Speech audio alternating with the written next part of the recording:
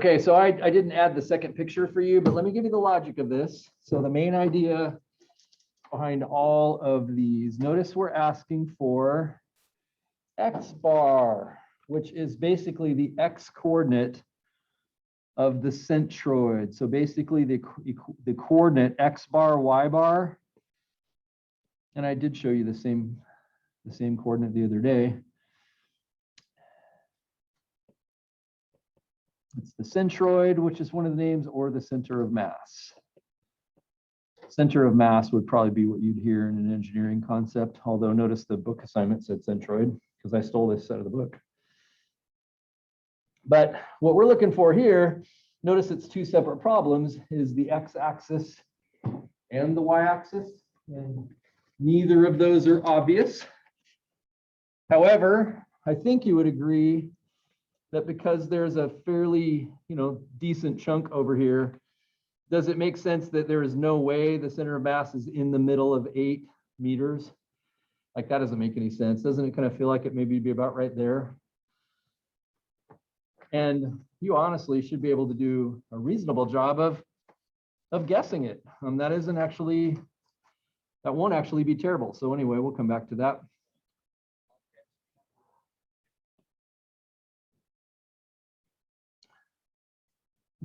And so this is our basic formula.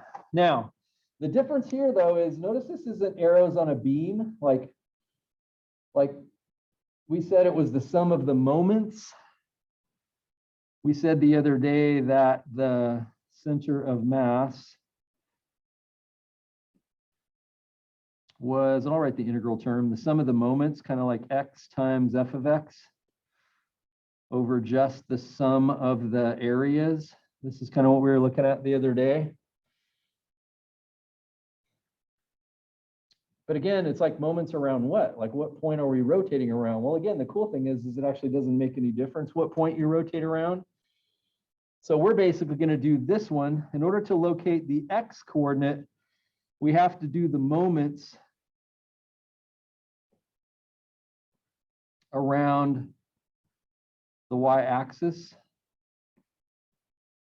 And as I said, it actually doesn't make any difference where you do this. The y-axis is just a convenient place. But notice, basically, then it comes down to this. If I take a slice of this, a little slice right there, would you agree all of those are the same distance away? That little rectangle, and again, this should feel kind of like something you did in calculus. All of those little rectangles, if you will, are all the same distance away. So what I'm really doing in my case then to find the moment around the y-axis is I'm saying, okay, well, let's find x bar, let's add up all of those. So that little x right there would be its distance. Do you agree? So that's the distance, the moment arm, the length, and then times that area, the area of that little rectangle. Now, of course, the area of that rectangle would be, well, how wide is that rectangle and how tall is it? Notice it's in a random location. If I move it to the right, it's going to get taller, right? But how tall is that thing? And the way, go ahead. 4 meters tall. Yeah, notice we have 4 meters over here, but that's this distance. In other words, it's all the way from here to here. Therefore, this is much shorter. Now, the way you have to think of it is this. If we think of this curve right here, which is sort of causing all the problems, would you agree that's at the point x, y? And remember, I say x, y because it moves. And would you agree x is everything from 0 to 8? So x has got to go everywhere from 0 to 8 for it to trace out the path of that curve. And y has got to go everywhere from 0 to 4 to trace out the path of that curve. And so, if you will, x stays between 0 and 8, and as a matter of fact, has to hit all those. And y stays between 0 and 4. And so, I'll probably erase this because it's going to make a mess out of this. But would you agree this, when I say that's the point x, y, would you agree that length right there then is length y? And so given that this length over here is length 4, then does it make sense the height of that would be 4 minus y? That's how tall that rectangle is. How wide is it? Remember, in calculus, it's got to be really narrow in order to be a rectangle. Because remember, is it actually a rectangle? I mean, the bottom of it's got a kind of a curve to it, right? It's not even a straight line. I mean, it's more like a trapezoid or something, right? Except for if we make the rectangle really narrow, then it is a rectangle. But if that's the case, then what do we call it when it's really narrow? A little tiny bit of x. That's what dx means. So the area of the rectangle then is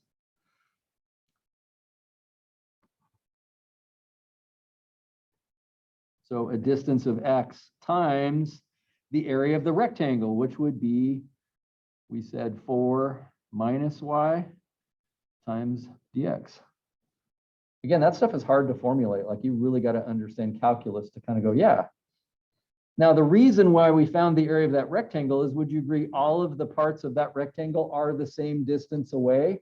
Like, they're all x away.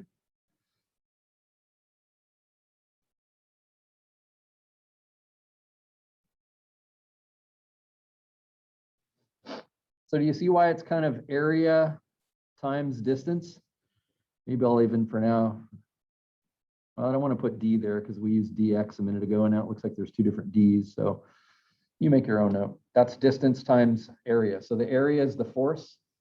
If that material weighed, 10 pounds a square inch or something, does it make sense you would actually be able to turn the area into a weight? So it'd be a weight times the distance then. Like, this is what moment calculations always were. And then on the bottom, I just need to find the area of the thing. And that should be, if you will, a little bit more obviously a calculus problem. In other words, I need to add up all those areas of rectangles. And so then if that's the case, then I just need to repeat what I just said, except for there's no x there, right? There's no moment arm. Now, who remembers, if anybody, what do we not like about those two integrals, besides the fact that they're integrals and we did this a year ago? You're in y land, you're having dx. Exactly. We got x's and y's. That's not good. Like, we'd be fine if it was all x's. We'd be fine if it was all y's. But we can't have x's and y's. Generally speaking, it's easier to get rid of the dx you're kind of stuck with. Like, that's saying you're in x land, dx. So is there a way I could get rid of that y and make it something that was in x so I could proceed? What's the answer to that question by looking over here?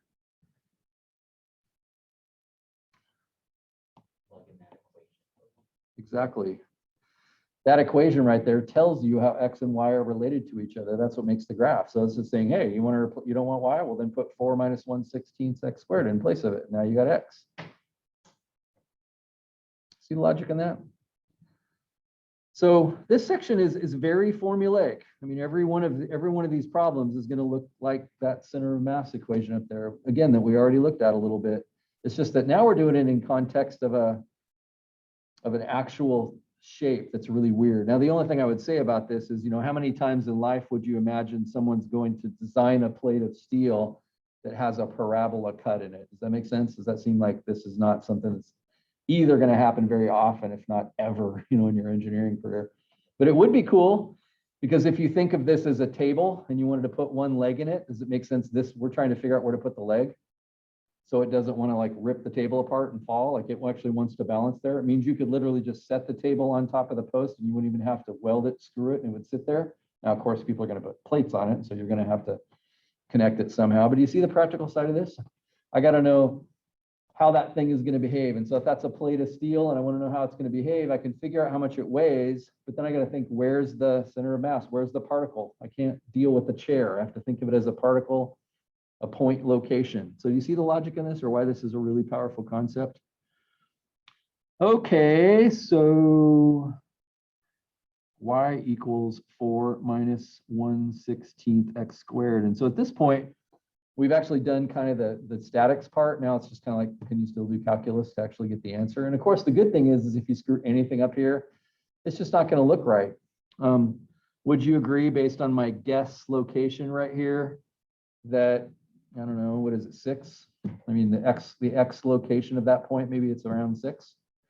Does it mean it is 6? No, if it's 5.4 or something, I'll go, that looks right too. But if I get 8 or 7.8, no, that's not right. If I get 4, no, that's not right. So if I make a mistake, I'll probably be able to catch it. So, all right, what do we got? So if I replace, and I guess I'd better just be careful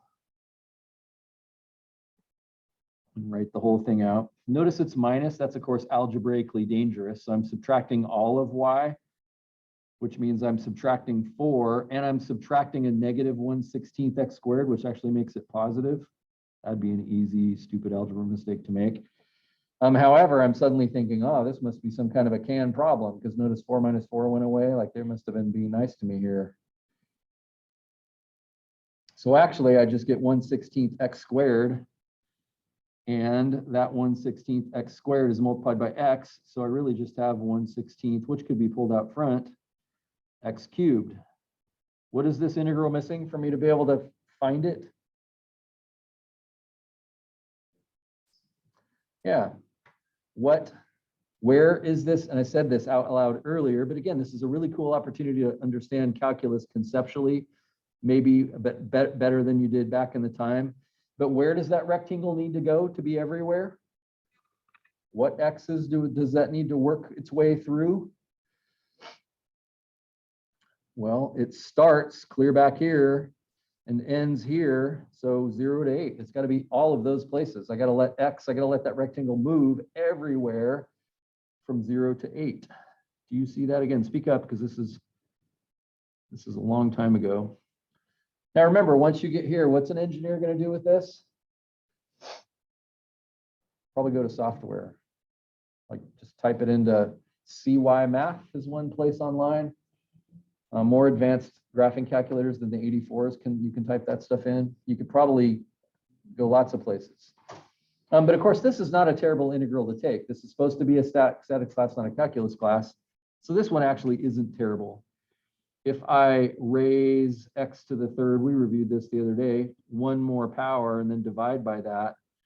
And then I'm always happy to have 0, because when I put 0 in, it goes away. So really, I just have 1/16 times 8 to the 4th divided by 4, which I did this earlier, works out to be 6.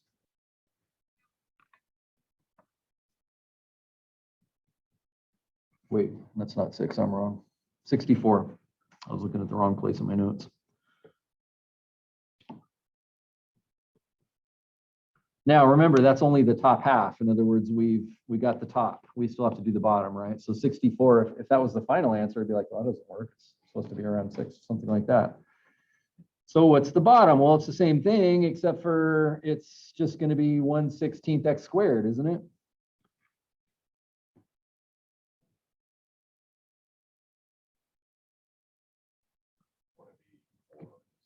Yes, but the 4s will cancel again, because notice it's 4 minus y. Right. So that'll cancel again, and I'll have 1/16 x squared. So I'll write the first part of this out. In other words, it's 4 minus 4 plus 1/16 x squared, but the 4s will cancel, so I end up with 1/16. But it isn't multiplied by x this time, so it'll just be x squared dx. And so again, I don't have to cheat to get this right. I can raise x squared by 1 power. Maybe that's still familiar to you, and then evaluate that at 8 and 0. And when I do that, I get 10 2/3.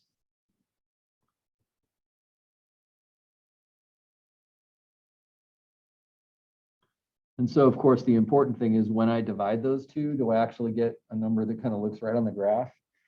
And I do. I actually get 6. That's what I was looking at earlier. So I kind of feel like, check, that actually looks right. I probably didn't screw that up.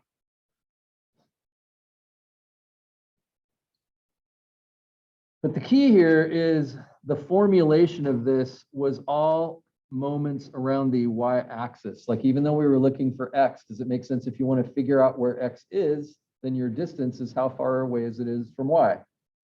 Remember, we could have picked any point. It's just convenient that we chose the y-axis, since that's 0.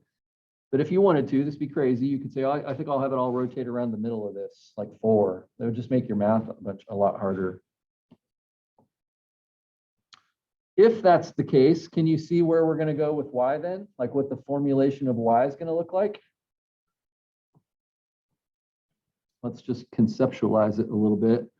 Don't I still have this point xy, which again is sort of code for to get to that location, don't you go over x and up y? So those two distances are, I could draw them in like I did, or you don't have to. It's kind of up to you. Maybe I will. Maybe I'll erase them if they get in the way later, but it's like that distance is x and that distance is y. And so this formulation though, because I'm trying to figure out how far is it away from the x-axis, like y, the y bar, this time my formulation is around the x-axis for that reason. So again, what am I thinking? Well, I'm thinking, how do I slice this up? It's important that you draw your rectangles sideways. And the reason I'm drawing them sideways is because every point that I just enclosed right there, all of those are the same distance away from the x-axis. And that's, well, y, because isn't it vertical? So this time my distance is y. And of course, what forms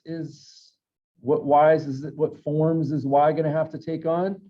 Well, everything from 0 to 4 so that it can go everywhere in that shape. So there's my distance. And then what's my area? Well, would you agree your height is a tiny bit of y then? Just like last time it was a tiny bit of x? You do this. How wide is that? What would I call that width right there?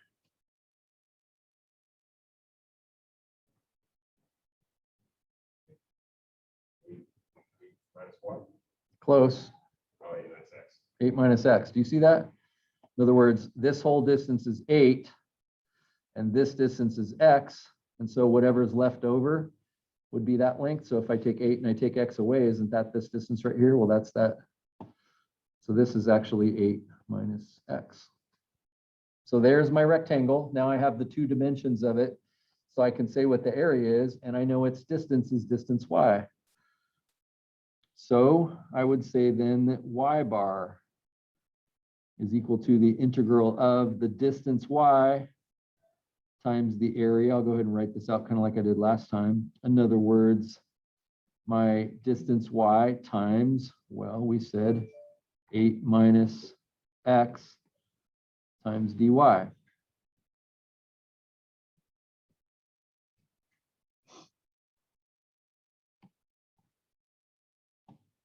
And on the bottom, it'd be the same. I just don't multiply it because I'm only looking for the area. I just need the sum of all the areas or area. And that's why I put an S in here earlier. It's kind of like the sum of the areas of all those rectangles. And so that would just be the integral of 8 minus x times dy. And again, I have the same problem as last time, do I not? That I'm sort of stuck. I've got 2 different letters in this. The easiest thing, as I said, is to say, well, let's work with y's, because dy is a little harder to get rid of. It's not impossible to get rid of it, but it's a little harder. So doesn't our equation here, our equation is y equals 4 minus 1/16 x squared. But notice that's not so convenient because I'm trying to replace x. Notice that's not solved for x, but couldn't you solve it for x? Let's see if I don't want this to be negative. So if I added the 1/16 x squared to the other side and subtracted the y from this side, and then I multiplied both sides by 16 and then took the square root. So wouldn't x be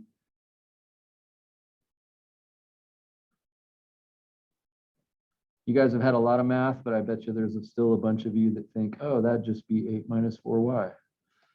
You understand that's not true? Order of operations. I wish it was because it'd be nice to get rid of that square root, but it's not.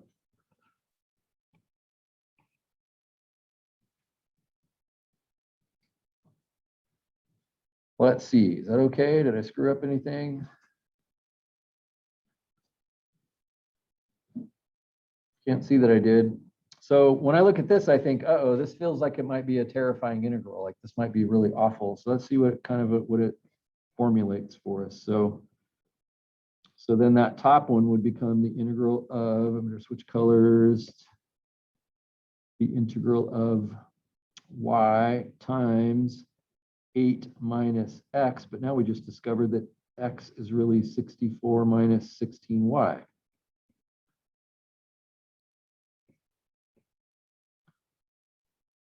So I don't know about you, but when I look at that, I think, uh-oh, that looks hard. That looks like, I kind of forgot how to do all this stuff. And by the way, that actually doesn't just apply to you. It applies to me right now too. I've taught calculus at least a dozen times. And yet I'm going to have to think about that if I actually have to do this with algebra. So this is one where, although last time I kind of felt like I don't need to cheat on that one, this one I kind of feel like I do.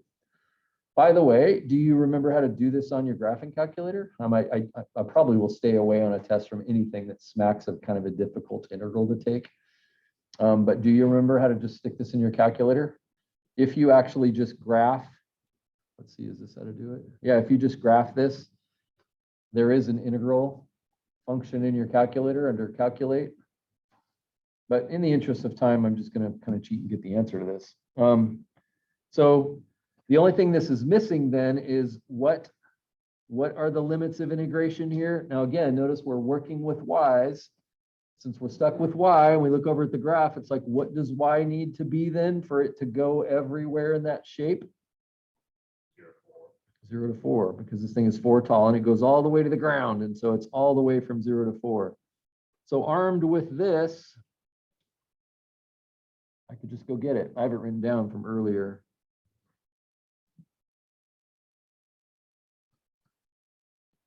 So that'd be the top. And then of course the bottom would be almost the same thing, right? It just doesn't have the extra y outside.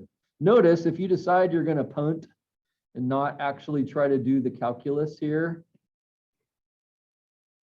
there's really not any reason to even, like, you know, should I multiply this y in here? If you're not going to solve this completely using calculus, then don't do any math because you're just going to invite mistakes. This comes out. Well, actually, you tell me, what does it come out? You should already know. Didn't we already do this last step? It's the same thing. We're finding the area, right? Isn't it already 10 2/3? Is it going to be any different just because I formulated it a different direction? Probably didn't think about that. But in this case, we took the rectangles and drew them vertically and let them slide all the way across, and we found their areas. In this case, we drew them horizontally and we're going to slide them up and down vertically. It's going to give the same answer. So this is still going to be 10 2/3.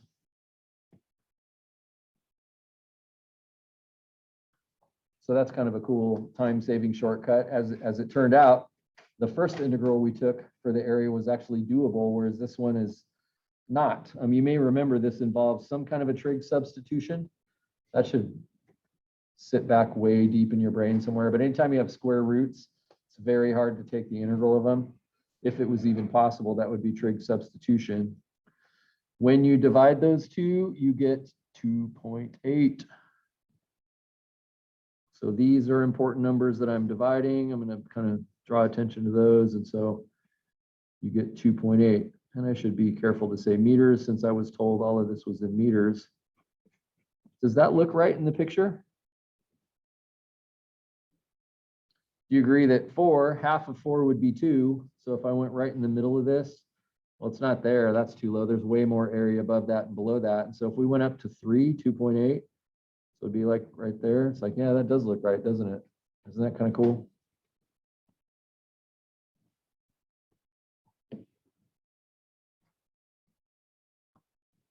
So I don't know, weigh in. How much pain is your brain in right now? Is this easy? Is this painful? Actually, I really don't have a feel. Thomas, what are you? There's some cobwebs there, but Uh-huh. Sure. What about you, Ian?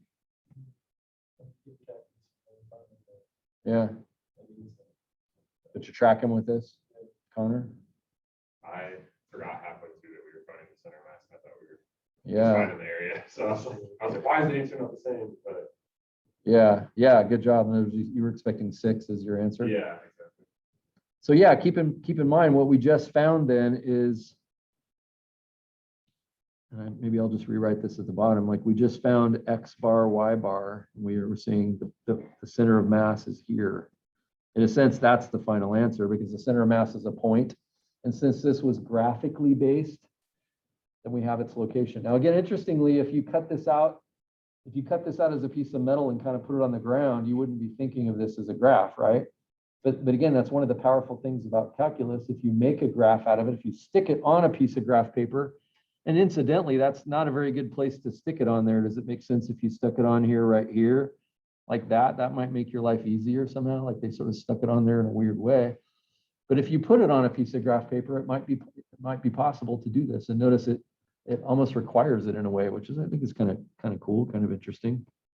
So we need to, for every center of mass equation, we need to rotate it around the y and x axis, right? Yeah, that's right. Now, there are shapes that are symmetrical. So for this model of glue right here, does it make sense the center of mass in terms of x is automatic because it's symmetrical? Like I said, it's right there. It's right in the middle of it, just like that chair. So I don't need to do a calculation for that, but I will need to do one for the y bar because I don't really know how, it's like there's way more weight down here and there's not as much on the top. And so the center mass might be a little lower than the midpoint, so to speak, or something like that. Like that'll have to be a calculation. See what I'm saying? And I think the second question, or some of these questions involve that. Let's just take a look. Saying that on a symmetrical object, the center mass, its y coordinate or its x coordinate would be like on the origin. Yeah, that's exactly right. Let me skip to a different question. Where's that one?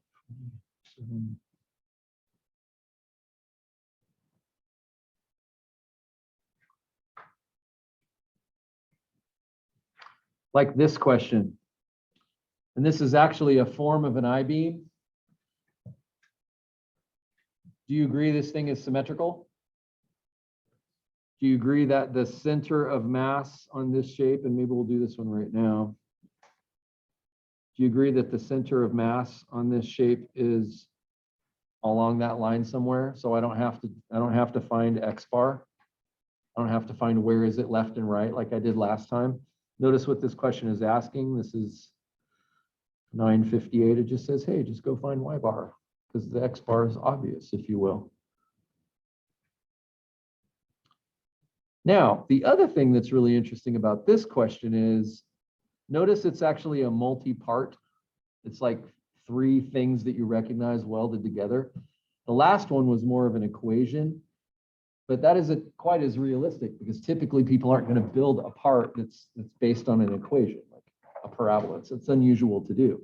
Whereas this is like two rectangles and a circle welded together. Now, again, in the real world, you got to picture it as a three-dimensional beam that extrudes like Play-Doh, push it out, and it's kind of extrudes out at the end. But again, the reason the center mass is so important is that's the point around which this thing wants to rotate. I don't know if you've ever thought about this before, but if I take this pin and I throw it through the air, it's almost for sure not going to fly as a knuckleball. It's probably going to spin some. But if I throw it through the air and it spins, does it make sense it's actually spinning around its center mass? Like you don't have to do the math. If you threw it through the air and filmed it in slow motion, you're able to detect what it was spinning around. You can say, there it is, and you didn't even do any math. Which is kind of cool. So in terms of how this thing behaves in space, if I don't know where the center of mass is, I kind of don't know its desire to rotate, and that's an important part of how things behave. And so notice there's no equations associated with this one. But let's just stare at this a little bit.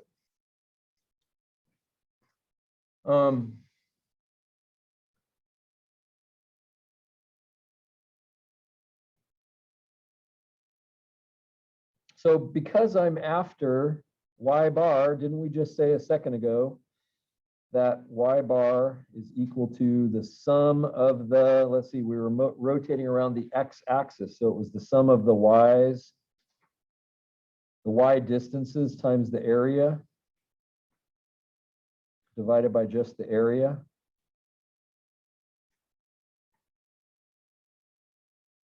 Again, I should say areas. So that was our effort, right? It was like distance. And remember, area is ultimately synonymous with weight or force, because as soon as you know what something is made out of, then you can determine how much it weighs based on its area. In other words, from science, density might tell you that steel is 20 grams per cubic meter or something like that. Well, then if you know how many cubic meters it is, you can multiply that and you know how many grams it is. So area is kind of synonymous with weight. So again, do you see that as a moment? Do you see this as a moment? It's a distance times a force. Weight is synonymous with force, distance is distance.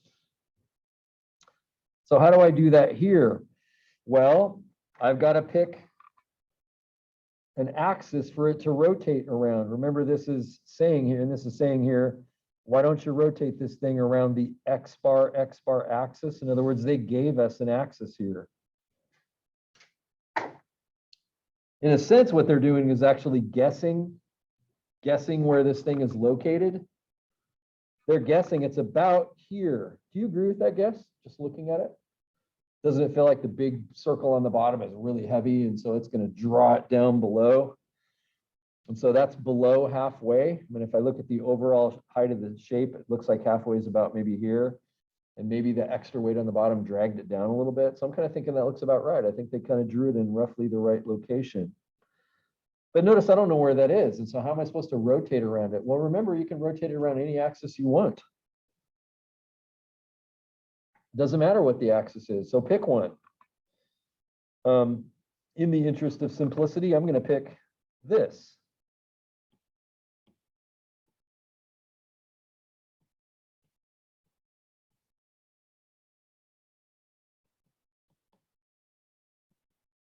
Maybe I'll call it axis of rotation. So now I have a way of measuring distance.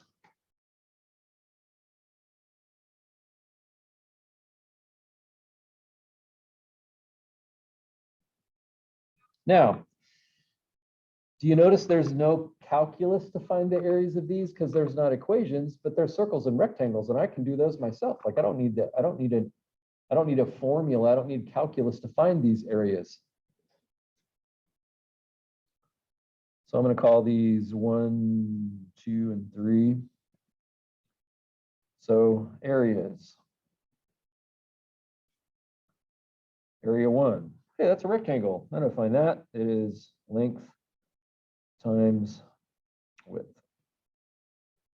And I left the units off there, but of course, when I get done with this, because I multiplied millimeters times millimeters, the answer to this is going to be square millimeters. The last time I really never paid any attention to units. Maybe I'll write them down this time just for the fun of it, as I often say, even though it won't be fun. So there's that area. Hey, I don't need calculus. And notice I need that area for both of the top and the bottom of this integral, don't I? And then 2, hey, it's the same thing. Exactly the same thing. It's not close to the same thing. It's exactly the same thing. So I'm just going to write 2 right there. And then 3, I know they're a circle. It's pi times radius squared. I see the radius is 50 millimeters. So 50 squared. I could say 2,500 times pi, but engineers don't like exact answers. They want approximate answers. So that works out to be 7853.98. 0.98. For some reason, that just feels like close enough to call it 54. But again, let's tell everybody we did that. So I'm just choosing to round however I want to. And so notice that confirms what I said earlier, which is, whoa, that circular bar that runs through this thing. Notice it's like 3 times as big as the other 2 combined. So now I actually can put numbers to that. That's really cool. Well, what did this integral say? This integral said, take your individual distances times your areas. Well, this time I can't take an integral of anything. There's no equations. But there's only 3, so it's like, add them up. Like there's not millions of them to add, so I don't need calculus to do it for me. I'm just going to add 3 of them together. Incidentally, while I'm sitting here, does it make sense that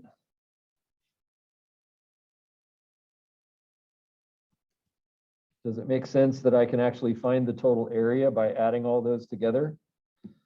And you got to remember there were 2 of those 2250s, but I got 12,354. Do you agree that's what's on the bottom of my equation. Like I know the sum of all those three areas. It didn't take calculus to add those three areas together. So maybe I'll erase this because it's making a mess, but maybe I won't. But isn't that the sum of my areas? I didn't need calculus to do that. I knew how to find those areas. I'll just add them together. There's only three of them. Again, I think this is kind of cool because it helps you understand conceptually a little bit better how to think about calculus. Calculus is good for adding infinitely many things, but we don't need it for three. I'll just add them. 12,000. 4,000. No, because I took all three of those areas. Two of these, that's 4,000 by itself, plus 7,800. Are you dissing on me? That's a good 7. No decimals. Okay, so what about the top? Now, would you also agree each of these shapes has a, individually, there's 3 shapes there, and they have a totally obvious center of mass? Where's the center of mass of that circle? It's right in the center, isn't it? Like I don't need to do calculus to know that's the center of mass of that shape. The rectangle, isn't it symmetrical both directions? So isn't it right in the middle? And notice that's 150 millimeters tall. So does it make sense that would put it 75 millimeters down to? It's like I don't need calculus to find that center of mass because it's a non-mathematically defined shape. And the same thing would be true up here. So it's like I know where all those center of masses are. So then let's consider this top expression here. When I say distance y and area, those points define where that area actually is. So I don't have infinitely many of them, so let's just take them one at a time. In other words, I have that top area of 2250, and notice because I chose the axis being that green line up there, does it make sense that this right here is my distance? That's how far, although that's a big plate and so forth, I can say, there's no plate, there's just one point. In other words, that's 50 pounds and its action or its location is right there at the center. Well, isn't that then a distance of half of that away from the axis around which I chose to rotate? Because it's right in the middle, so isn't it 7.5 millimeters away? So in other words, if I'm to follow this logic right here of that y distance, then that would be 7.5, and I'm going to leave the units in here, millimeters times the 2250 square millimeters. You agree that's the area? And because I know where its center of mass is, I know how far it is away from the axis around which I chose to rotate. Now, having said that, could I have made my life easier by running the axis right through that center of mass so the distance is 0 and now I don't have to make that calculation? Yep, totally.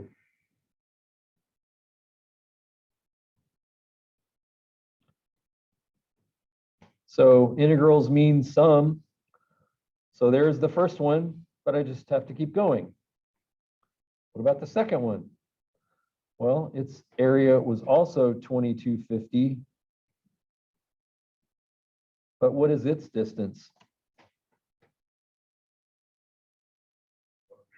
Plus 7.5. Oh no, it's just. But again, it's entirely based on its center of mass. This is where it acts right here. Do you agree with that? That entire rectangle no longer exists. All 50 pounds of it are right there. But we're doing it from the axis rotation, right? Yeah, from the axis of rotation. That's exactly right. So it's 75 to here, and then 15 more on top of that. So it's 90 millimeters away. Do you agree with that? Now notice because it's so far away, that's causing a lot more desire to rotate.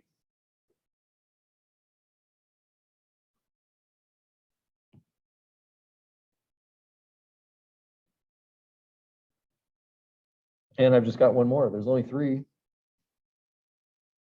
So this last one was 7854 square millimeters for its area. How far is it away? again, considering its action, its whole weight acts right at that center. Isn't it 50 to here? Because it's a radius of 50. And then 150 to there, so that's 200, and then 15 more, 215. That's what I'm getting. You guys agree with that? 215. Notice a gigantic. That last one is doing all the work because it's the biggest area and it's also the biggest distance.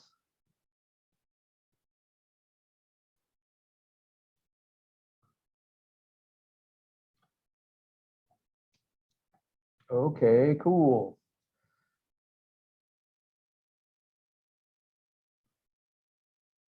So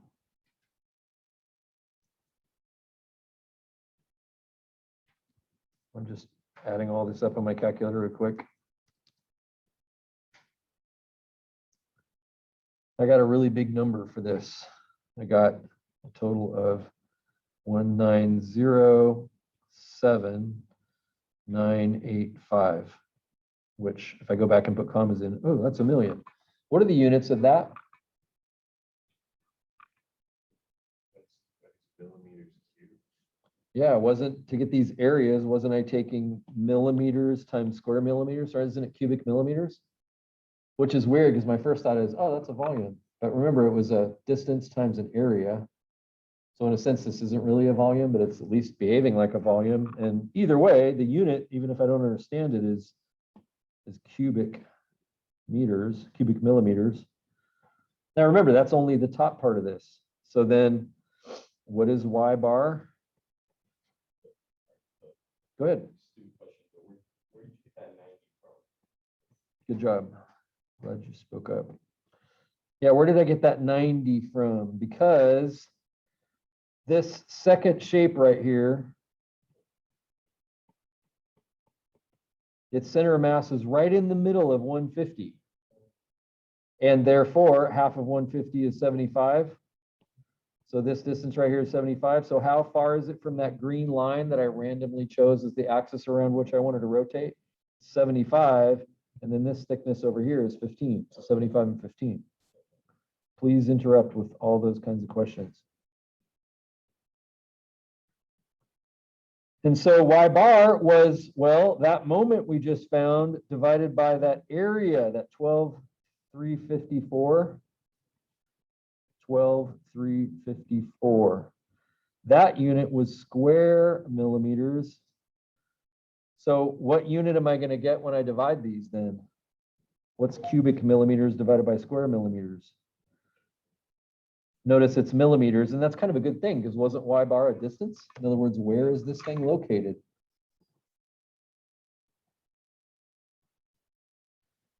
Now, you may have noticed this, you may not, but do you notice that they actually drew Y bar over here as being measured from exactly that green axis that I drew? It's almost like they told me use that axis.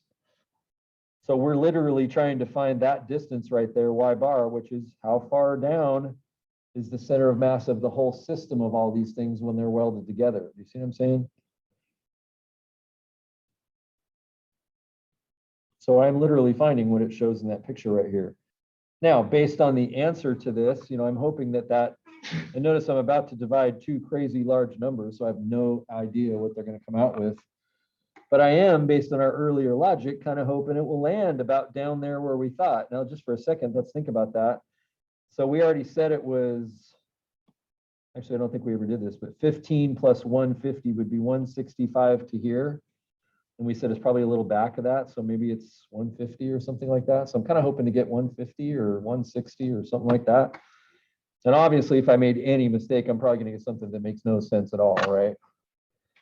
So when I divide those two things, 12,354, woo! I did get something like 150. But interestingly, it's not like it came out a whole number. I got 154. I'll go ahead and write one of the decimals in here, 0.4. But again, I'm satisfied that that looks logically correct from the picture that I have drawn over there. So do you see how this problem is in a sense very different than the previous one because this one had no equations. I hope this one feels more realistic to you. Because in terms of products that people make things out of, I mean, look at the table that you're sitting at. It's got basically a rectangular top, although if you were to be perfectly accurate, it's very complicated because it's actually got the corner rounded off. But basically the top is a rectangle. You have cylindrical legs going down it. I mean, that's what things are made out of. Those are easy to manufacture. People don't make weird shapes very often. Cylinders and rectangles are easy to make. So if you can make a shape out of those, you do. Lights are rectangles, windows are rectangles. Look around the room, there's very few things in here that aren't one of those two things. Even this crazy top right here is nothing more than a circle over here transitioning to a much tighter radius circle, transitioning to a much bigger radius circle. And then it's got a straight line going across the bottom. It's circles and straight lines that make up most shapes. It's too expensive. If somebody said, I want this to be a parabola, perfect parabola, because I'm a math nerd. Okay, multiply by 6, and that's your cost. You know, so why would you want that? So I think this is the most practical this is the most practical question. So the main thing here is to understand that this shape was composed of 3 other shapes. And I did not need calculus to determine their areas or their center of masses because they're so symmetrical. I could just locate them by eye. That's cool. How much covered today?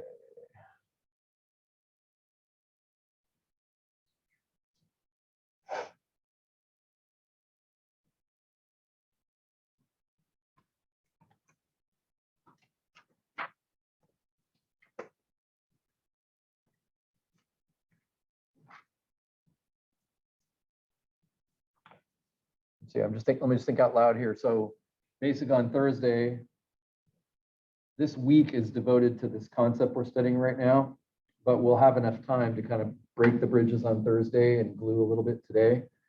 So I'm trying to decide if I should just show you a little bit of everything or give you a little time to soak on some of this right now. Maybe I'll save the 3D questions. Like I gave you a couple 3D ones. Maybe I'll save the 3D stuff for Thursday. So we'll break those and do a couple 3D questions on Thursday. So why don't you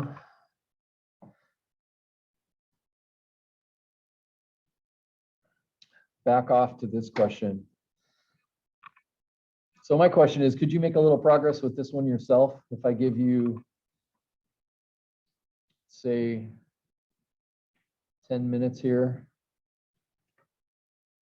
And let's just all do the X one and see if we get that right.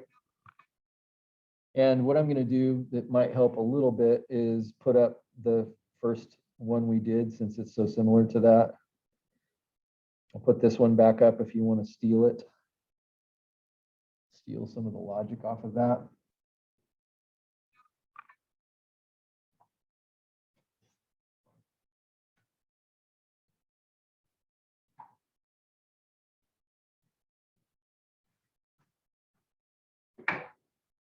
That center of mass equation almost feeds me into the wrong equation.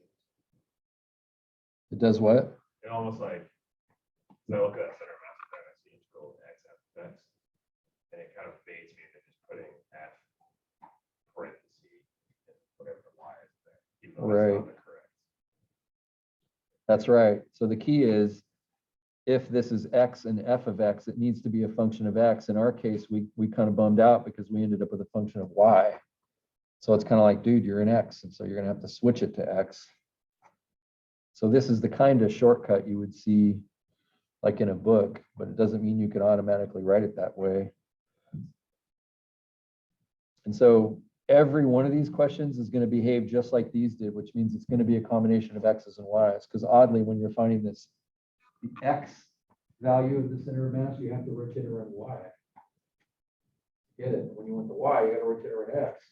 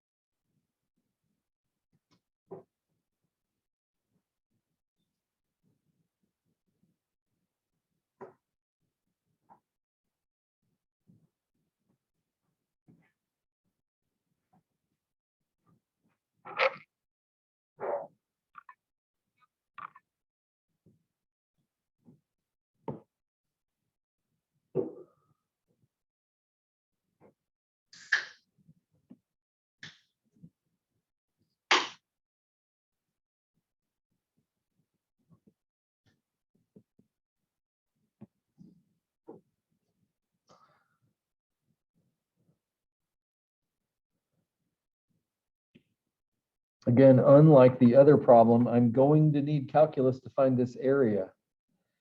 Do you agree with me that if that equation that they gave us right here was a circular equation, then I could maybe use the area of a circle formula to find the area and I wouldn't necessarily have to rely on calculus? But because that's a parabola, y equals x squared, I can't find that area without calculus.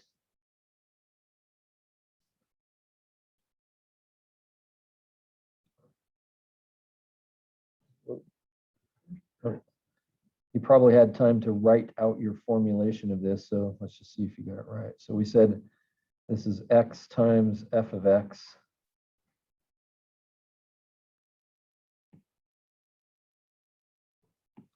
Then I could even write in dx because it's f of x times dx, the height times the width that actually makes the area of the rectangle divided just by the area. So the y coordinate times the x coordinate, that's the formulation. So then I say, okay, that's easy. So the integral of x, remember, I think it's important to draw this in. If you pick a random point and you say to get there, I go over x and up y. That's my random point, xy. And so I'm basically saying x, again, is the distance. That's the distance my little rectangle is. So I'll draw in a little rectangle here in a different color. I believe it's probably 2. So here's my rectangle.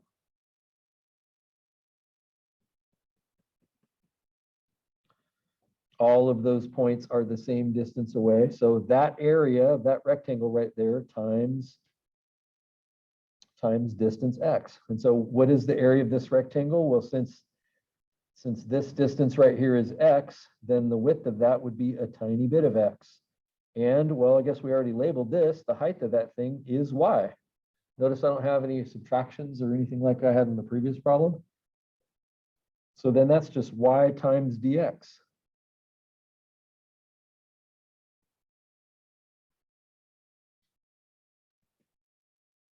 So again, this is the distance that slice is away, and this collectively is the area of that rectangle. Well, as we said, unfortunately, though, we're stuck in x, and so we need this to be a function of x. Well, fortunately, right here, we're told y is 1/4 x squared. So if I just replace that y with 1/4 x squared, I'm on my way. On the bottom, same exact thing, except for it's just y dx. So I will take this expression and throw it in over there, and then I'll be on my way.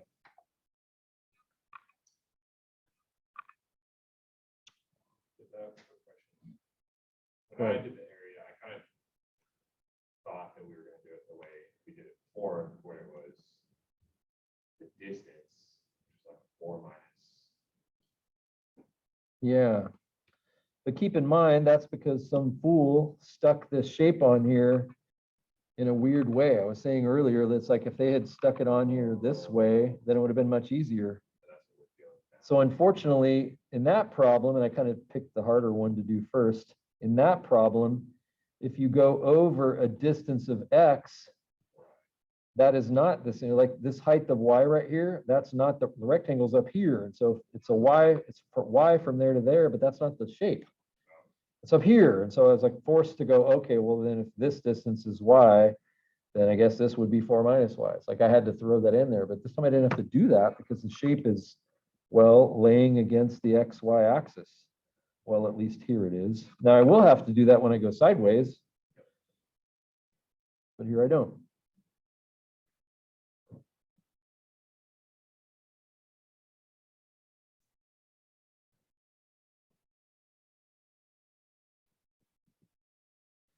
And then of course, because now I'm fully working with x's, then I say, oh, okay, what x's does this have to take to get all the way through the shape? And notice it starts right here at 0 and goes all the way to here, which is 4. So it's got to go all the way from 0 to 4. Notice I'm only looking at x. I don't care about y because nothing I'm doing pertains to y. And on the bottom, I have exactly the same thing. It's just I don't have the x. I just have the 1/4 x squared.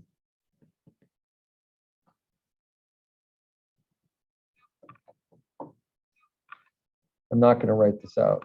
I'm just going to give you the answer in the interest of time. You end up with 16 for this and 16/3 for this, which when you divide them, you get exactly 3.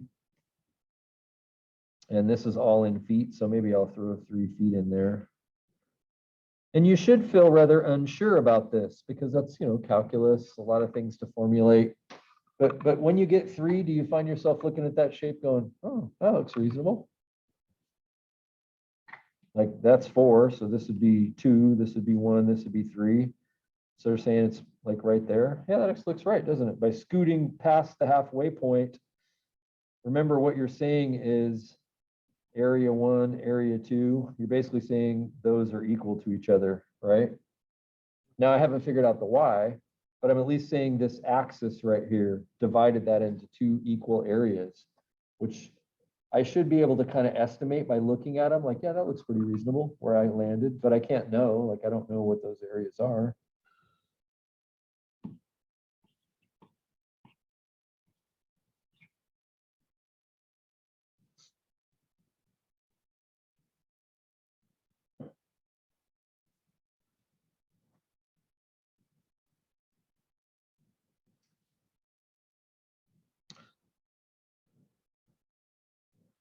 Super quickly, if I go down here to the exact same location, except for, do you understand this time I'm formulating my rectangle sideways because what I'm interested here is, well, in that distance, how far is it away from the x-axis? Because this time my formulation is around the x-axis.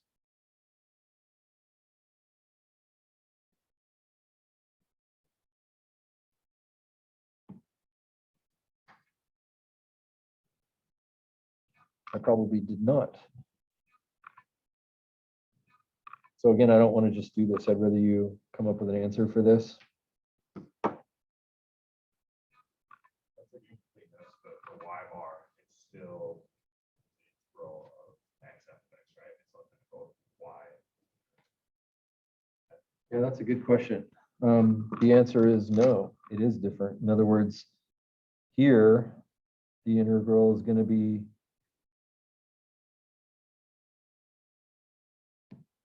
basically everything reversed. In other words, the distance will be y. Notice I'm seeing that right over here. And therefore I'm working with y's. So this will need to be, I guess I'll just write it over here where I was writing the one above it. In other words, y bar then will be the integral of distance y times, well, since we're working with y, this needs to be a function of y. And this will be dy. And notice when I look over at this little shape right here, isn't that little distance right there dy? So it's exactly the reverse. Every single thing you saw up top, it's all reversed.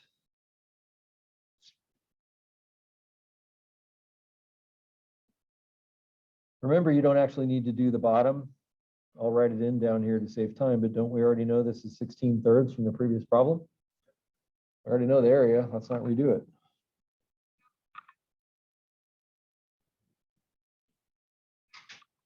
I'll give you just a minute or two to think about that, and then I'll. And if you do get it and get done, you should be able to kind of say, yeah, since this distance is all the way up to 4, I'm going to guess the answer is more like 1. The y bar should be something like 1, wouldn't it be? To be in the middle. I don't know if it will be 1, but I bet it's pretty close.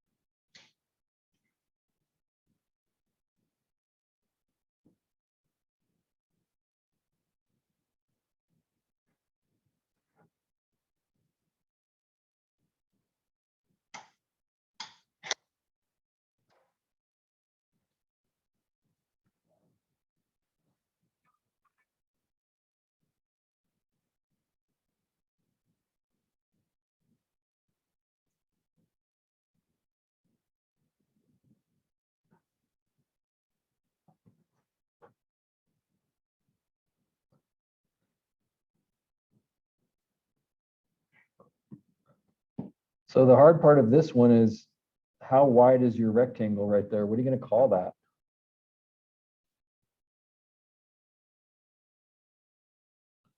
Well, remember from up above, didn't you go over a distance of X to get to that location right there?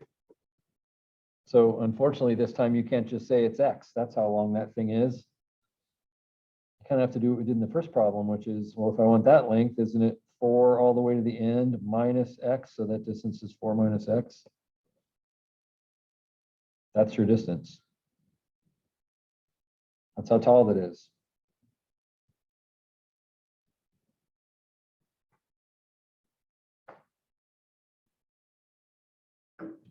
So you got Y, like I did above, Y is your distance. And then your area is going to be 4 minus X times a little bit of Y. That's your area. So like last time we were stuck with X's, this time we're stuck with Y's. Unfortunately, you have to recognize, darn, this is not a function of Y. This is not made of Y's. Sad. But we can replace that. We know that if I multiply both sides by 4 and I square root both sides, that this is how you replace X. That's what you replace X with. 2 square root Y is the same exact equation.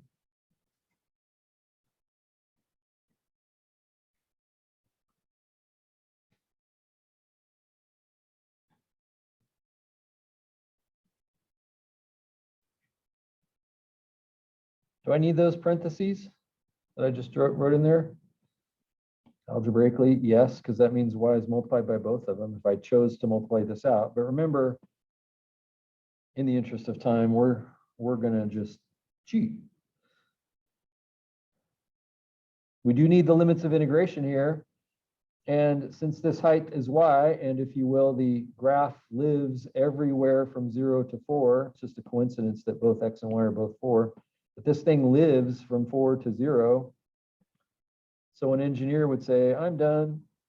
All I got to do is just get the answer to that. I won't do this, but this one's actually easy. Do you agree with that? Your first response should be no, but the reason it would be easy is if you distributed this Y in right here, you'd have 4Y. I can take the integral of 4Y. And then what would Y times Y, the square root of Y be though? That should at first intimidate you, but just as a blast from the past.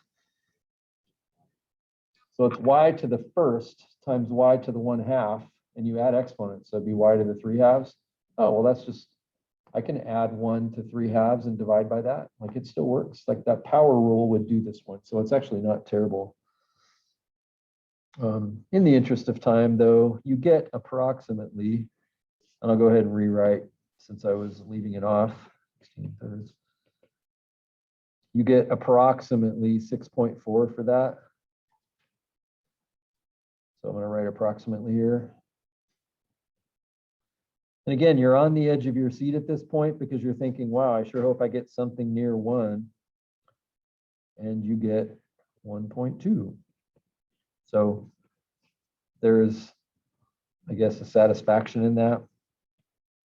So the center of mass then is at the point 3, 1.2. In a sense, that's the best way to write the final answer. So anyway, you got 2 good, strong examples there you can look at. There's a few questions like this in the assignment. I'm going to make this pretty straightforward on the test. From an engineering perspective, you're actually, as I said, far more concerned about not those 2 questions, but really this one. So we'll save 3D for Thursday. Okay, let's quickly do some glue and get out of here. So what I would like, you can see this from where you're sitting, is for your tower crane to be like the same size as the post it's sitting on. This distance across here is 1 9/16. And since your 2, if you can see this from where you're sitting, since your 2 outside edges here are about 1/8 of an inch, that's a total of 1/4. So if you take 1 9/16 and take 4/16 away, that's 1 5/16, I think. So if you cut these pieces right here, you just take my tape measure and make a mark on your cardboard, 1 5/16 apart, and then start chopping a bunch of those. Notice they put these, notice where they put these. Actually, it's kind of weird, because the next few, I think the smartest place to put them would be right on these joints where they line up. This one is like in the middle. And then this one is kind of like on the joints. But keep in mind, the purpose of those is just to keep the bottom from, being able to flop. Really, I just wanted to add like trusses. So in the end, what I'm thinking, in terms of just trying to make this physically work, is if you tape these onto tape those down onto your cardboard so they basically would sit where you want them to sit, then you could just run even a few dots of glue across this, maybe just a dot at every one of the intersections. We can always add a little bit more glue later. We could just, run it all the way down. And then if I put those other sticks across the bottom right here, and by the way, the best thing might be to tape them, like jamming the two sticks together rather than taping to try to stick them in there. Kind of squeeze them together and then put tape on them. And if you just reach inside and get a little drop of glue connecting them, after all you need to do is get it to stay put. And then between now and tomorrow, I'll take the tape off and I'll flip them over, and then I'll have access to the bottom, and I'll be able to put glue at the corners, and that'll be the important one. Does that make sense?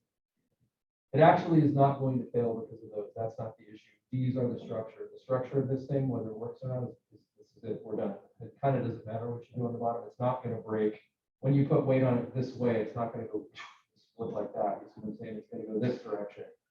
So those don't matter that much on the bottom. It's not that big a deal. Tracking with me there? So what you should do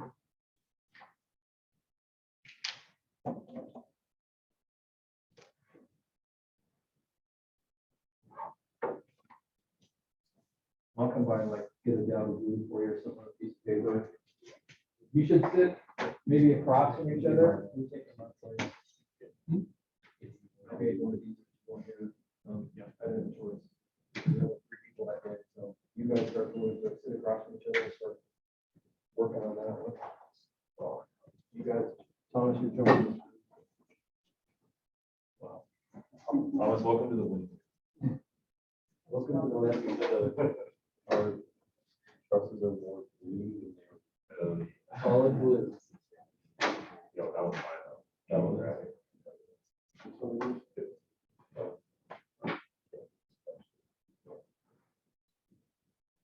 See if they.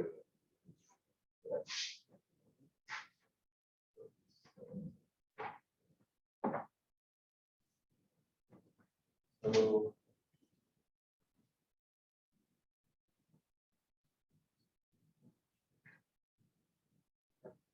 That's basically this one was like, No, we're not looking at taping it, so it's a little bit.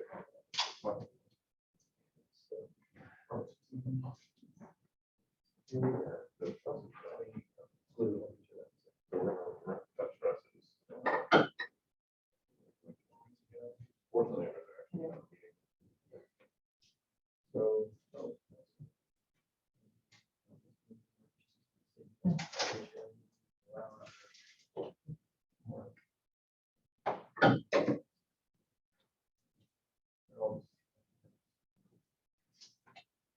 How long the trusses should.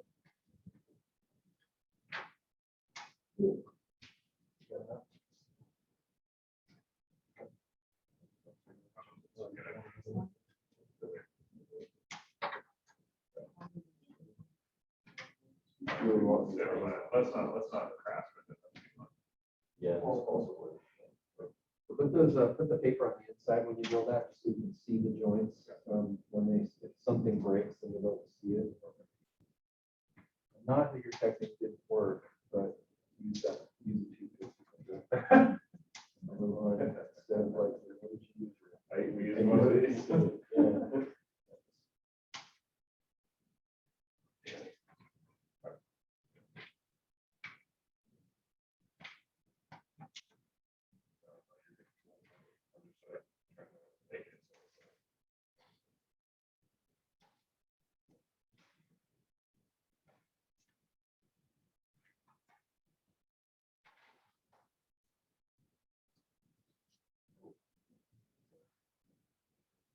was gonna get different glue, but actually the fact that this is thick makes it not runny, so actually I think it's almost better.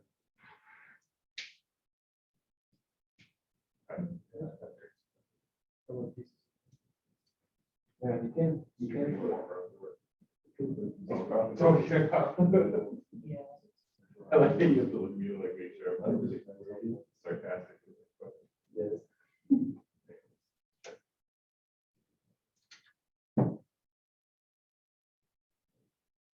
It's a little wider. Never mind. It's good. And I will tell you, the glue at the joints won't be the problem. The problem is the structural strength of a piece of balsa wood. It's gonna fail because of balsa wood, not because of wood joints. So even if you're 18, it's okay.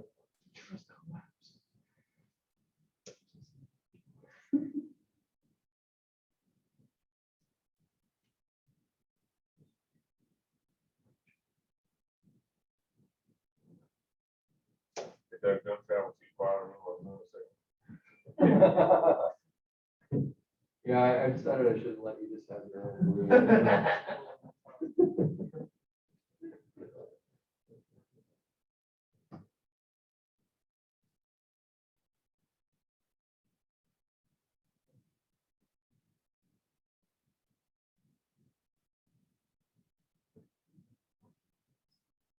You guys need more toothpicks? We'll get to the place where you force you, but we won't let you want to see. Oh, I see what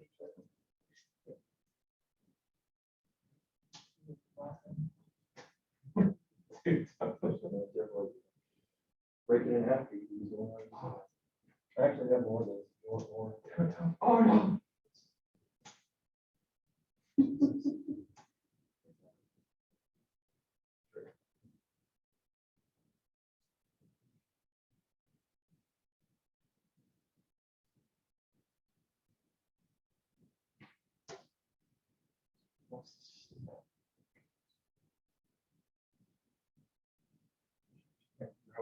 We're getting glue on those bottom pieces. This is going, it's going inside, right? Yeah. So that-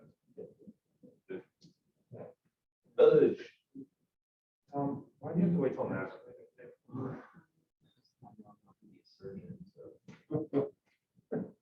It goes on the inside, right? That's like that.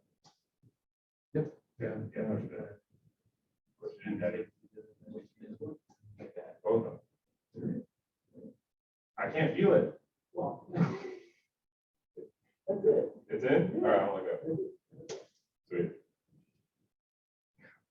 You guys My like more conversations I have with the boys.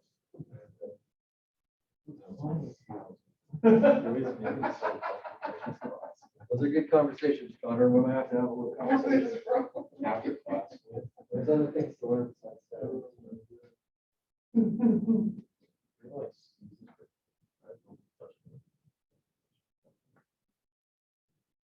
What are you doing? From you? Is that Doug?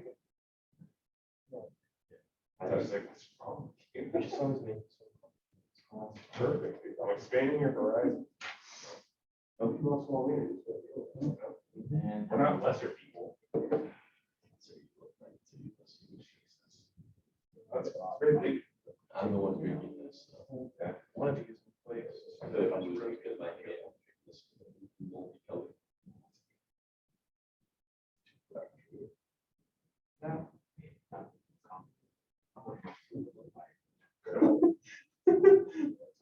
Red.